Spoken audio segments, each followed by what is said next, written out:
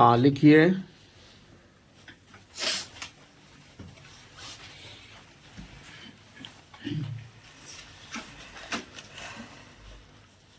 वर्ष 2047 तक विकसित भारत या विकसित भारत की आवश्यकता प्रकृति के साथ संतुलन बनाते हुए एक समृद्ध राष्ट्र बनाने के सरकार के दृष्टिकोण की उपज है। विकसित देश में सभी नागरिकों के लिए मजबूत बुनियादी ढांचा होगा और सबको समान अवसर मिलेंगे। विकसित भारत पर सरकार का फोकस बताता है कि टिकाऊ विकास, इंफ्रास्ट्रक्चर का आधुनिकीकरण और समावेशी विकास उसकी प्राथमिकता है। वित्त मंत्री ने अंतरिम बजट में इंफ्रा के लिए पूंजीगत खर्च 11,11,111 करोड़ रुपए रखा है। इस मद में अप्रत्याशित इजाफा इंफ्रास्ट्रक्चर के विकास को लेकर सरकार की प्रतिबद्धता को बताता है। बेहतर इंफ्रास्ट्रक्चर न सिर्फ बेहतर कनेक्टिविटी और व्यापार की सुविधा देता है, बल्कि ये आवश्यक सेवाओं तक पहुंच को भी बेहतर बनाता है। ये नागरिकों के जीवन की गुणवत्ता को ऊपर उठाता है।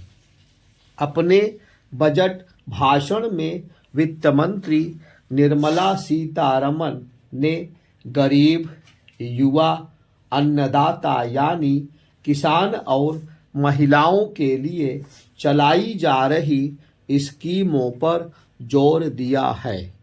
बजट भाषण में सशक्तिकरण, शिक्षा, तकनीक और नौकरियों का बार बार उल्लेख किए जाने से भी यह साफ हो जाता है कि सरकार का फोकस किन चीजों पर है।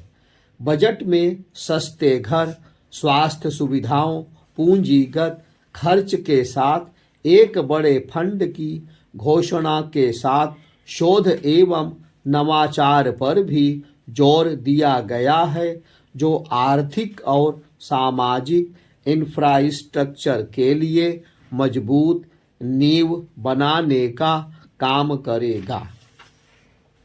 ये विकसित भारत के दृष्टिकोण के अनुरूप है। इसके अलावा तेजी से बढ़ रही आबादी की चुनौतियों का सामना करने के लिए अंतरिम बजट में विशेषाधिकार प्राप्त समिति बनाने की घोषणा की गई है। तेजी से बढ़ रही आबादी और जनसांख्यिकीय बदलाव देश के टिकाऊ विकास और देश की वित्तीय सेहत और सामाजिक प्रगति पर गहरा असर डाल सकता है। भारत दुनिया की सबसे अधिक आबादी वाला देश बन गया है।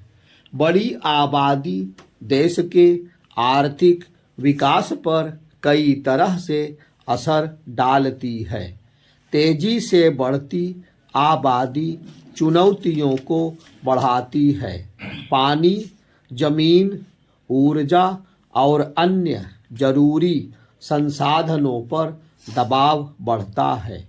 इससे इन संसाधनों के अत्यधिक दोहन के हालात बन सकते हैं और भविष्य की पीढ़ियों को इन संसाधनों की किल्लत का सामना करना पड़ सकता है।